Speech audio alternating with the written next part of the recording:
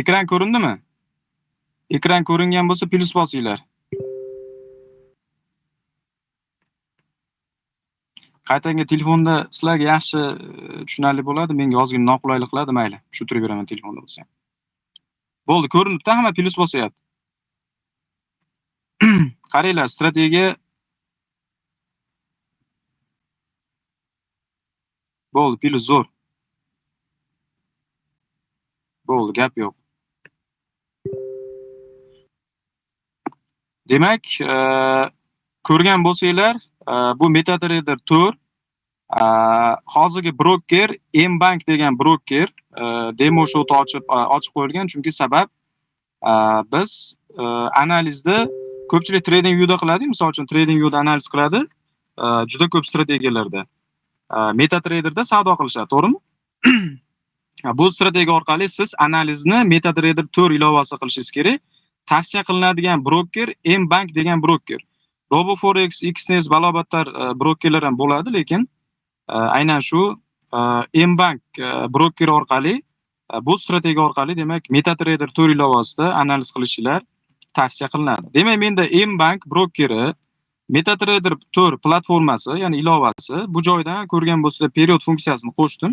Men strategiyani, demak, tushuntirishga va strategiya orqali savdo qilishga tayyorman.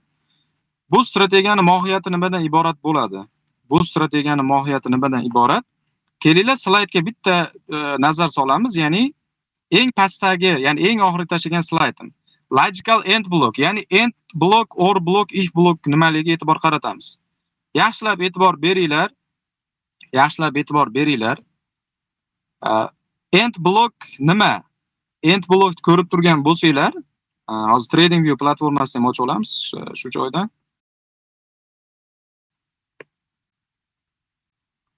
TradingViewni ochyapman. Ko'rinsa, bunga ham plus bosib o'rasizlar. Chizib tushuntirgani yaxshi TradingView.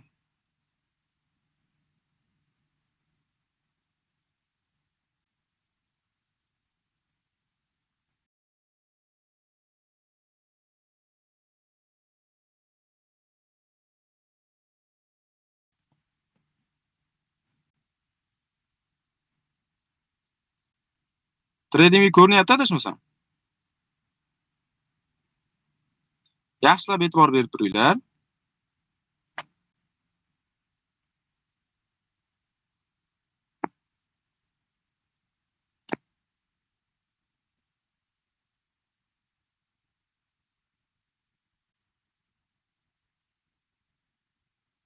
Birinchi biz tushunishimiz kerak bo'lgan narsa end block, ya'ni qisqa qilib aytadigan bo'lsak, aynan shu demak narsa nimaligini tushunishimiz kerak. Bu o'zi aslida bu bitta pattern. Qanaqa pattern deydigan bo'lsak, asosan bu bozorda demak narx maksimumdan, deylik, buy trenddan sell trendga o'zgarayotgan paytda bizda end block hosil bo'ladi. Ya'ni qanaqa bu? Ko'radigan bo'lsanglar, mana bu joyda narx yashil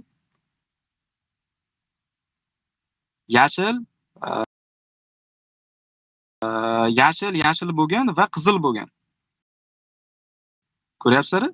Aynan shu joyda bizda end block, ya'ni qisqa qilib aytadigan bo'lsak, qirra ko'rinishidagi, qirrasi yuqoriga qaragan, demak, shakl ko'rinishidagi pattern hosil bo'lyapti. Ya'ni mana bu joyda ko'radigan bo'lsak, yaxshilab e'tibor beringlar.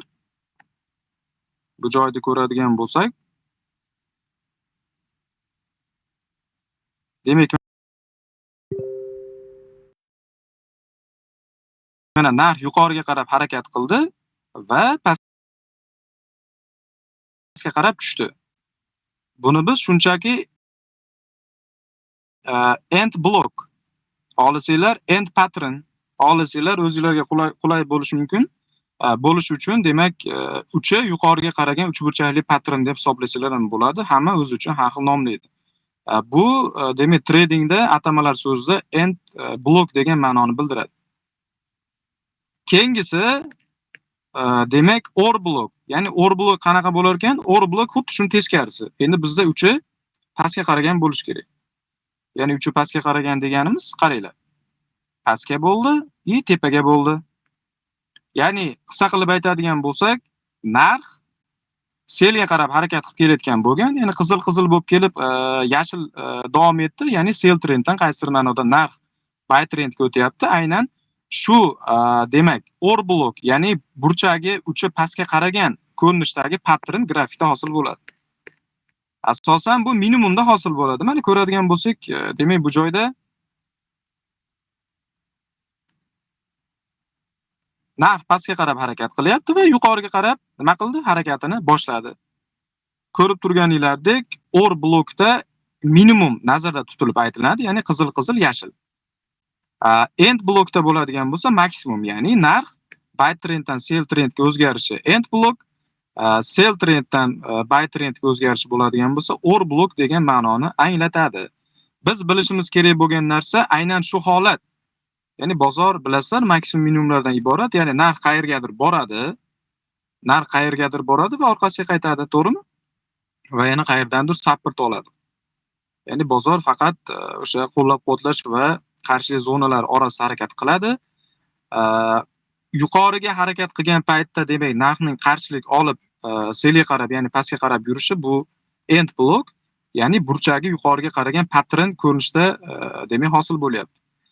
Narx ma'lum bir xomashyoning deylik narxi pastlab boryapti, ya'ni bu pastlab borgandan keyin bu xomashyoning narxi ko'tarilishi kerak bo'lsa, bu support olishga to'g'ri keladi, ya'ni sell trenddan buy trendga o'zgarayotgan pattern bu demak or blok, ya'ni o'sha burchakning pastga qaragan qismidagi pattern bu or blok degan ma'noni bildiradi.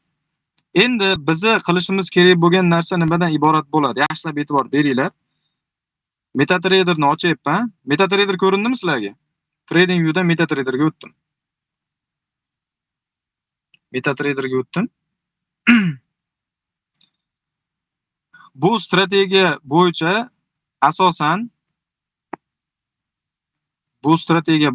demak asosan biz o'sha aytdim, ikki xil time frame'larda savdo qilamiz dedim, ya'ni savdo qilish time frame'lari. Birinchisi uzoq muddatli, ikkinchisi qisqa muddatli.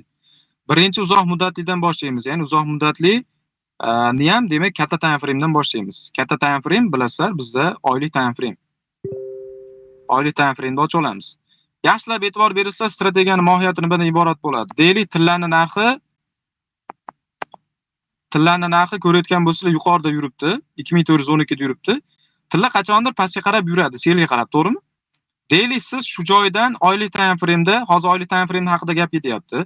Oylik time frame'da yoki liboy time frame'da analiz qildingiz, selga analiz qildingiz va narx haqiqatan ham selga qarab yuryapti.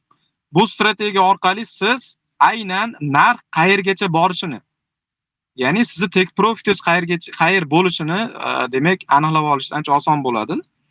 Qisqa qilib aytadigan bo'lsak, narx shu joydan selga qarab yuradigan bo'lsa, biz aynan narx qayerga 2412 dan 2170 ga keladimi? 1960 ga kelish kerakmi? Deylik 2136 ga keladimi? Aynan qaysi narxga kelishini точный aniqlab olishimiz uchun demak bu strategiya kerak bo'ladi. Birinchi oylik time frame'dan boshlaymiz. Yaxshilab e'tibor beringlar. Oylik time frame'ga oldik. Oylik time frame'ga olganimizdan keyin bizga kerak bo'ladigan narsa end blok bilan or blok. Ya'ni qisqa qilib aytganimizda uchburchak bo'ladigan bo'lsa, qirrasi yuqoriga qaragan yoki qirrasi pastga qaragan biz demak patternni topishimiz kerak. Sizlarga savol, aynan end pattern, ya'ni end blokka o'xshaydigan struktura qayerda bor? Mana ko'rayotgan bo'lsanglar, narx pastga qarab yurdi va tepaga qarab yurdi. Ko'rdinglar? Mana burchagi pastda bo'lyapti. Ya'ni narx pastga qarab harakat qildi, qizil bo'ldi va yuqoriga yashil bo'ldi. Ya'ni struktura qaysidir ma'noda buyga o'zgardi. Ya'ni bu qaysi blok turiga kiradi? Savol sizlarga, end blokka kiradimi, or blokka kiradimi? Aynan shu struktura qaysi demak blok turiga kiradi? Admin profiliga yozib olinglar. Bu end blokka kiradimi, or blokka kiradimi? Aynan shakl ko'rinishda, ya'ni qirrasi pastga qaraganmi, yuqoriga qaragan? To'ppa-to'g'ri javob beryapsizlar. Bu or blokka kiradi. Ya'ni ko'rayotgan bo'lsanglar, qirrasi pastga qaragan. Qirrasi pastga qaragan, bu or blokka kiradi. Qaranglar endi. Or blok bu joyda ham bor va bu joyda ham bor. Nima uchun? Mana narx pastga qarab harakat qilyapti.